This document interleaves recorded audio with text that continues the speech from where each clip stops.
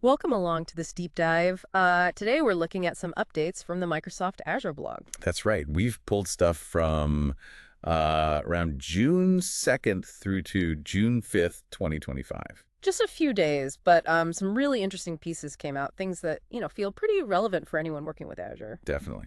Areas like AI security, platform integration, Yeah. stuff that's really top of mind. Absolutely. So our plan here is to basically unpack these announcements, figure out the key takeaways, and importantly, what it all means for you, the listener. Yeah, whether you're deep in an Azure project right now or maybe thinking about cloud strategy or just, trying to keep up. Because the platform does evolve quickly.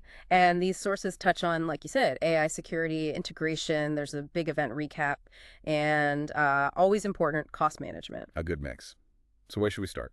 Okay, let's kick off with security. Specifically AI security. There was this update. Enhance AI security with Azure Prompt Shields and Azure AI Content Safety. Yeah, I saw that one. It's really timely, isn't it? With LLMs and generative AI popping up everywhere. Right, and they bring, well, new kinds of security risks, don't they? Things that maybe older security tools aren't really built for. Exactly. The source talks about this new attack surface. You're not just hitting application code anymore. Users are talking to a model. Using natural language, prompts. Yeah, and that opens the door to things like prompt injection. Where someone tries to trick the model through the input they give it. Trick it how? Like make it reveal sensitive data or bypass its own safety rules. Precisely. Or even perform actions it shouldn't. Yeah. And there's also this other thing mentioned, indirect prompt injection. Okay, what's that? That's like where the user's prompt itself isn't malicious, but it makes the model go and fetch or process some external data that is bad or leads to unsafe output. It's a bit more subtle. Okay. So Azure's answer, or part of it, is these new things. Prompt Shields and Azure AI Content Safety. The source said they have a unified API. That seems to be the core idea, yeah. A single API endpoint you kind of plug into your application flow. So before the user's input actually gets to the language model. It goes through this service first Yeah.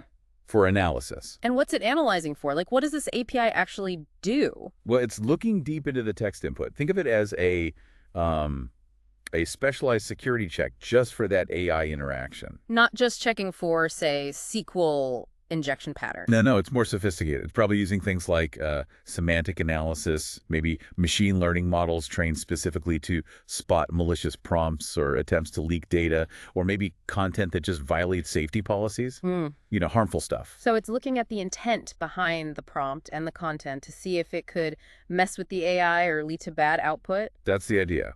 Guarding against both direct attacks on the AI, but also preventing harmful output that might come from the AI because of the input. It's trying to cover both angles. Okay, that feels, well, essential, really. If you're deploying these LLMs and they're interacting with users or data. Oh, absolutely critical. If you're building on Azure OpenAI or, other LLMs in Azure, using these services seems less like a nice to have and more like a fundamental security step now. Because your standard network firewall isn't going to catch prompt injection, is it? Not reliably, no. You need this specific AI-focused layer of defense. It helps protect, your prompt designs, the model's integrity, and hopefully stops data leaks or misuse. That's a pretty clear message from Microsoft then, investing in securing the AI layer itself. Good to see. Okay, let's shift gears a bit. The next update is more about industry recognition. Microsoft named a leader in 2025 Gartner Magic Quadrant for Integration Platform as a Service. Right, the IPS Magic Quadrant, that's always a big one in the enterprise software world. So what does IPS actually mean, just quickly? Integration Platform as a Service. It's basically the set of cloud services that help organizations connect different applications, data sources, and business processes together, stitching everything together. And getting named a leader by Gartner is obviously a good thing for Microsoft. It's a significant validation, yeah. The blog post uses this recognition to talk about how Microsoft helps with some key challenges. What challenges does it call out? It mentions simplifying connectivity, which is often harder than it sounds, modernizing older legacy systems, and interestingly, unlocking AI-powered automation potential through integration. So it's not just about connecting app A to app B anymore. No, it's more strategic. It's about enabling these kind of complex workflows that might span your on-prem stuff and multiple cloud services. And on Azure, what services are we actually talking about here when we say IPS? Well, the Gartner report looks at the whole picture, but typically on Azure, this involves services like Azure Logic Apps for workflows, Azure Data Factory for moving and transforming data. ETL stuff? Yeah, ETL, ELT.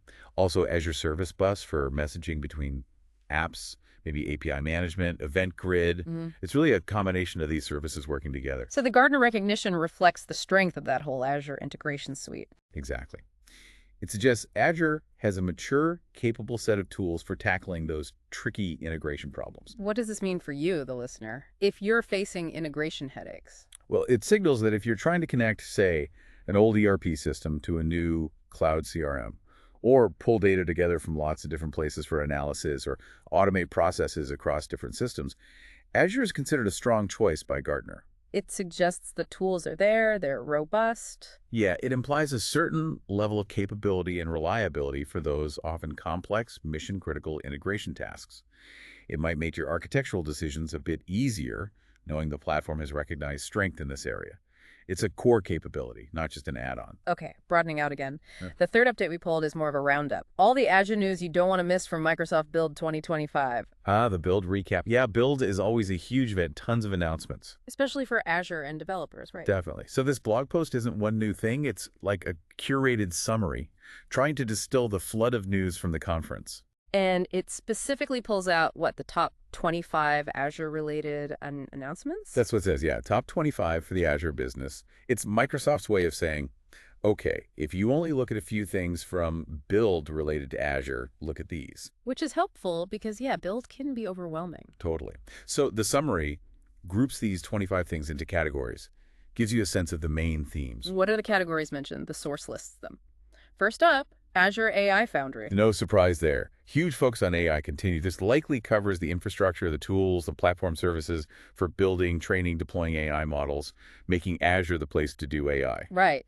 Then Azure Infrastructure. Bread and butter, compute, networking, storage. Updates here are usually about, better performance, maybe new VM types, cost savings, reliability, that kind of foundational stuff. Makes sense. Yeah. Azure App Platform is next. So this is about the developer experience for building apps. Services like App Service, Azure Functions, container apps, Kubernetes service perhaps, making it easier to build and run modern applications. Then Azure Databases and Microsoft Fabric are grouped together. Interesting grouping. Shows that focus on unifying the data story, right? From operational databases through to analytics and governance, Fabric is their big play to bring all that together. Connects data for analytics and for AI too, presumably. Exactly. And finally, the GitHub family. Yeah, so integrating GitHub source control, actions for CI/CD, security tools like advanced security, and of course, Copilot deeper into the Azure workflow. The whole dev lifecycle. So even though this post is just a summary linking out to details, looking at those categories tells us a lot about Azure's direction after build. For sure. It's a high-level map. They're pushing hard on AI, obviously, but also shoring up the core infrastructure, improving the app dev story, trying to simplify data, and making that GitHub integration seamless. So for you, the listener, if any of those buckets, AI, infra, app dev, data, GitHub, are important to you, Then that full build summary is probably worth digging into.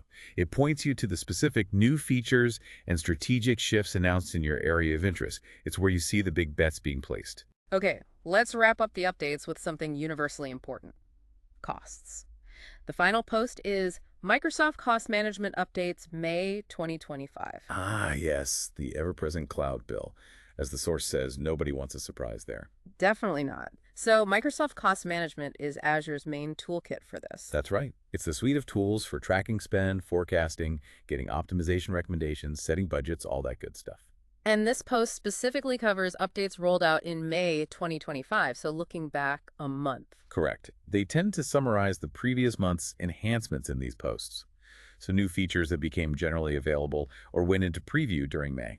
What kind of updates do we usually see in cost management? The post itself would have the specifics, but generally. Well, it varies, but you often see improvements to reporting and analysis, maybe new ways to filter your cost data, like by specific tags or resource groups, or better ways to export data. Just making it easier to see exactly where the money's going. Yeah, better visibility. You also frequently see enhancements to the cost optimization recommendations. Like suggestions to resize VMs or buy reserved instances. Exactly. Smarter analysis of potential savings, maybe identifying idle resources more effectively, trying to give you actionable steps to reduce spend. So not just showing you the costs, but actively helping you lower it. That's the goal. Other updates might be around setting budgets with more conditions, better alerting, maybe integration with other Azure services or tools. It's usually incremental improvements across those core areas: visibility, optimization, and control. Why is it important for listeners, for you, to track these sort of monthly incremental updates to cost management? Because managing cloud cost isn't a one-time thing, right? It's continuous. Your usage changes, Azure releases new services, pricing might shift. So the tool needs to keep up. Precisely. Knowing about the latest features means you can actually use them. Maybe they added a new filter that perfectly matches how you track project costs. Or maybe the recommendation engine got smarter about a service you use heavily. Ah, okay. So you might miss out on useful features or savings if you don't pay attention. You could, yeah. These small updates collectively make the tool more powerful and help you stay on top of your spend. It's about leveraging the latest capabilities for better financial governance in the cloud. It's a part of that ongoing effort. So if we take a step back and look at these few updates together from just those few days in early June, what picture emerges? Well, you definitely see a continued strong focus on AI, but specifically maturing the security around it, recognizing that AI adoption brings new risks that need specific solutions. Right. That AI security piece felt quite significant. And then you see reinforcement of core enterprise strengths like the IPS recognition. That highlights maturity in connecting complex systems, which is still fundamental for many businesses moving to the cloud. So new tech like AI, but also strengthening the foundations. Yeah. And the build summary reinforces that breadth. Innovation isn't just in one flashy area. It's across infrastructure, the app platform, data, the developer tools, with AI becoming a thread through many of them.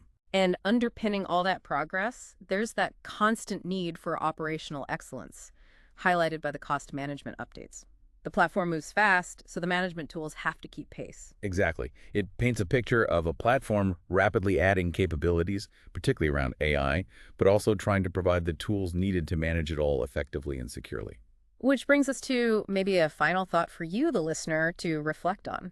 Given this relentless pace of updates we just saw, examples across AI, security, integration, core services, cost management, how does this constant evolution impact your own strategy? Yeah, how do you keep up? Are your security practices, for example, evolving quickly enough for things like AI vulnerabilities? What skills do your teams need now versus 6 months ago? And maybe critically, are your governance processes, your cost management strategies agile enough to handle this continuous stream of change without slowing you down? It really underscores the need for, well, continuous learning, doesn't it? And adaptable processes just to effectively use a platform like Azure today. It really does. Staying current isn't just about knowing the new features. It's about adapting how you operate in the cloud.